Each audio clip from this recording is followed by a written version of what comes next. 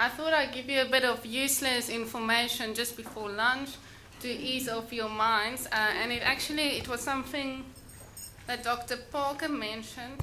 So after my PhD, I decided to backpack through Africa for a year, living on $1 a day, and I always felt it doesn't help that you have a PhD, but you're not willing to sit with the people. In any way, the conclusion I want to make was, after a year of living on starch, and we had, of course, men and women, all the men lost 10 Ks and all the women gained 10 Ks. So it seems as if that works around everywhere in Africa. My presentation will then be a lot of the same, so a lot of what we've already seen here, but I think it's so good to know that out of different fields and different angles, we're really getting to the same message. And we know what we know. We now just need to act on that. So I'll be talking a little bit about the nutrition transition, and I'll be doing that by zooming in on 2 specific population groups. So, and these population groups are then 20 years apart. And it's really just about painting the picture. These are not the same women that were followed up. These are just 2 different groups of women. So as I then said, it's then to determine the nutrition transition, and what we did is we had a look at nutrient-based patterns that I will then use to explain this transition to you.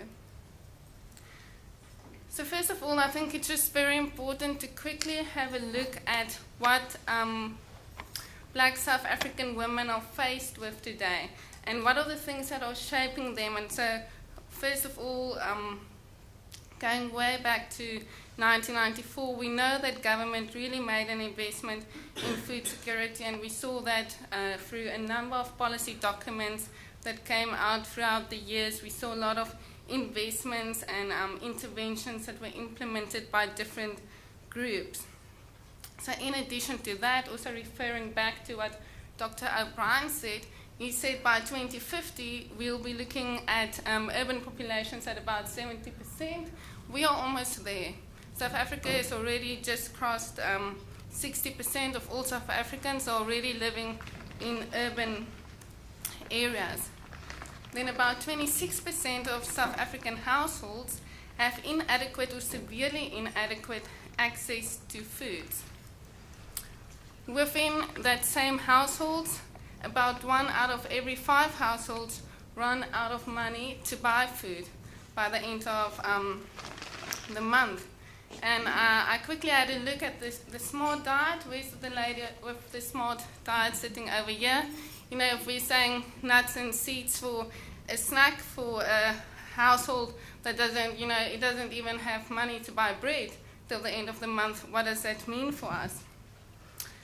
In that same household, then yes, we have this 2 out of every 3 women who are now overweight or obese, which brings us back to this whole conundrum of, while undernutrition is still lurking, we have this obesity, huge problem that is just increasing at the moment. So a big driver of this then was this easy access to fast food, high energy, with a very low nutritional value. And so as we know, the nutrition transition is then characterized through changes within the diet and changes in physical activity. And if you look at these 2 world maps, with the darker colors representing being worse off, the one on the left is insufficient physical activity and the one on the right is BMI, then it really doesn't paint a very good picture for South Africa at the moment. So going back then to the 2 populations that I will be comparing today. So one is the TUSA study. Many of you know this study. It was done before my time in 1996 to 1998, and it was called the Transition and Health During Urbanization Study. Fast forward 20 years, we have the South African breast cancer study that's being done in Soweto. So going back again to the TUSA study, we then selected groups within these 2 studies to make it as comparable as possible, knowing, of course, the limitations of not being similar population groups or the same women being followed up over a specific period of time. So for the TUSA study, we then only selected strata 4 and 5, which was urban township and upper class residential areas. And then for the SABC study, we only used the controls, the apparently healthy controls within Soweto. And important to note, just even though we all know Soweto as the most urban area for black South Africans, it is not the most prosperous. So this will be my only slide that I think is a bit more technical on the methodological side. So the strength of the comparison is that the same culture-specific QFFQ was used, and this was developed and validated extensively back in the days for the TUSA study, but then we had a pilot run-in study for SABC to see whether we had to make small adjustments. So the MRC held us with some of the analysis, and then we determined nutrient patterns, which I'm not sure why the information is displaying on my screen but not on the board. Anyway, I'll quickly talk you out of it. We do it by through factor analysis on 23 energy adjusted log transformed nutrients, and I'll show you the different nutrients that we use. We also then have a number of factors in which you decide how many of these variables are you going to include, or how many of the factors are you going to retain. And these are things like looking at the scree plot and looking at the loadings and whether these patterns are interpretable. And at the very end, we did a Verimax rotation. So that's just for anyone who wants to know more about it, you're welcome to come and ask me. And as I say there, so a loading then of 0.63 would be used to name a specific pattern. So going on to the results, you will see there was a significant difference in age, but even more importantly, you will see that there are about a 2,000 kilojoule increase per day that we see in the SABC study compared to the TUSA study. Going in a little bit more into detail, if we look at the macronutrient distribution, at first glance you won't really say that there's a big difference. But if you have a little bit more in-depth look, you will see that for carbohydrates there were an increase, proteins we see a bit of a decrease, and then with the added sugar there's about a 2% increase. Once again, that doesn't really sound like a lot, but it does add up to 20 grams of sugar extra a day, or 5 teaspoons of sugar a day extra. Multiply that by 7 or by 300 and what days, then it really adds up to quite a bit. I thought I would just give you a bit of a practical example of what does it mean if you consume 7,000 kilojoules and then move it up to 9,000 kilojoules. So this doesn't come directly out of any one of the studies. I just based it on what I knew the people were consuming at the time. So for 7,000, you'll have some half cup of milk, you have a cup of stiff maize meal and an egg. For tea time, you'll have your tea, your sugar, and your banana. For lunch, you'll have a bunny chow with a 330 ml Coke. Next tea time, tea and sugar, a bit of milk. And for dinner, you'll end off with a 30-gram piece of chicken, a cup of white rice, and a half cup of cabbage. So also just for interest sake, for anyone who haven't been in Soweto in some time, so just to tell you that a bunny chow with chips, with an egg, with a bihana, and with achar, you can get that for 15 rand. 15 rand. So try and compare that with the packet of cashews I bought yesterday for 40 rand. So just on this side. Moving on, then everything that you see here in yellow is then just portions that have been increased, from half a cup to a cup of full cream milk. Or a cup of maize meal, you now have a cup and a half. You've added a bit of chips in that bunny chow. You've also upsized your Coke to a 500 ml. So in essence, what we've just picked up is that the different types of food didn't really change as much. What did change was processed meats. That's why I added in that Vienna, and of course the sugar-sweetened drinks. The question is now, what is the impact that the 2,000 kilojoule per day has on anthropometry? And you will see here that both waist circumference and BMI increase significantly. And the waist circumference almost 15 centimeter.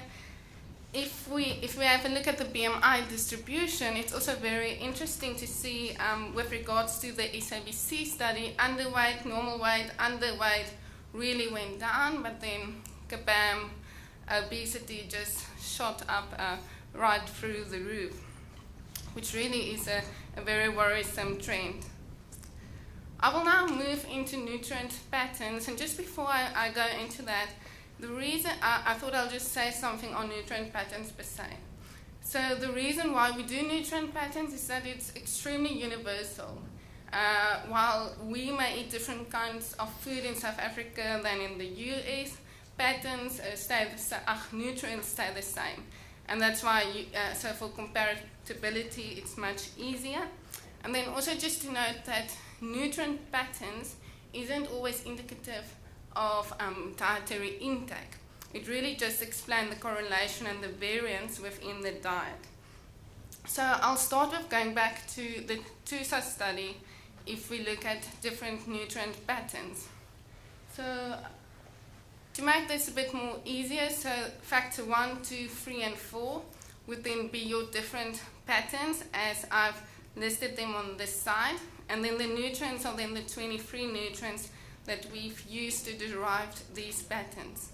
And just for easy example, if you look at factor 1, which I've then named the animal nutrient driven pattern, you will see that the animal protein has a large factor loading of 0.8, and you have cholesterol of 0.74, and that's how we name these patterns. So it's important to note that way back, this TUSA population was already an urban population that already followed a kind of urbanized diet. And this is then why we see here the animal nutrient-driven pattern explaining the largest variance within the diet, followed by minerals and micronutrients, and then the plant nutrients and carbohydrate-driven pattern. Very interesting then is when we move on to the SABC study, you will now see that the pattern that is explaining the largest variance, it's actually now the fiber and plant nutrient-driven pattern, with the animal nutrient-driven pattern explaining less variance. And I'll go into a bit of more detail as to why. So just to summarize and to take all the confusing numbers out of the way, the big thing that we see here is that there was a shift in the emergence of the patterns. So the type of patterns that emerge, they are more or less the same, but the order in which they emerged differed. So first of all, you can see that the animal nutrient-driven pattern now emerged a bit later, and then the fiber and plant nutrient-driven pattern now emerged as the pattern which explained the largest variance. So if we try to make sense out of it, let's just quickly go back. So if we think about modernization of the diet or westernization, then we know it's about people moving from rural to urban areas, and then also their diet being affected as such. And as I've already mentioned, that the TUSA study, with all the papers that has been published on the TUSA study, was already indicative of a high energy, high sugar sweetened beverages kind of diet. And now we see the SABC study, and we almost get the idea that they might have moved back to a more plant-based diet. However, higher in energy and added sugar. And that kind of leaves us with, if this is the case, then what could possible reasons be for this? And I would suggest to hang it under or under the barrier of poverty, as we have been discussed here today, that when given all the options, at the end of the day, it really is determined by what you can and what you cannot afford. To give someone dietary advice, but he's really not even getting out to the very end of the month just to buy bread, it doesn't make any sense. So a previous article actually by Prof. Stein really illustrates this very well. And it just says that for most South Africans, consuming a healthy diet is almost unaffordable. Then there's a very recent systematic review that just came out now in May. And what they did was they went to compare specific food groups and then food that are most expensive versus food that are less expensive. And then the biggest gap in these different food groups was within the protein food group. And for us all, I mean, this is not something difficult, this is things that we know. That the biggest gap that comes in is between going to buy healthy salam and going to buy unhealthy processed biryani. And then when times get tough, as we know it really has been over the past 2-3 years, then protein would be the first thing to go. And if we just quickly look back at that protein, at the macronutrient distribution, we can then see here that when it came to the distribution, there was actually a downward shift with regards to protein. I think there's a big question mark on the role of health education and whether that really could have played a role. And in my opinion, if you look at the increase in what we see in obesity and the high sugar intake, I really doubt it. So taking it all together, what did we found? First of all, there was this increase in energy intake that was observed in these two populations over 20 years. This increase in energy, we saw that it almost went parallel with the increase in BMI and waist circumference. And then the variance explained by the different patterns differed. And in essence, it really gave us a bit of more information on the direction that the nutrition transition is now taking, and also about all the different drivers and the different factors that is influencing the transition, and if anything, that it really is more complex than we thought. I want to bring it back to the question that you are asking here today, and that is whether South African consumers are really moving towards healthy eating. Now, I can only speak for the data that I have of these two urban populations. And while the jury is still out, once again, I doubt whether we are really seeing a move back to, or whether the plant-based diet that people are now, following to a larger extent is really indicative of people wanting to eat more healthy. If anything, poverty is driving the change, and it's adding options which is really not your healthy options. These little arrows that I see here, for me, are really the things that are prohibiting consumers to make that healthy option, whether it is poverty or whether it's an enabling environment. And if we really want to see South African consumers moving into that direction, then these are the things that we will have to focus on. Thank you.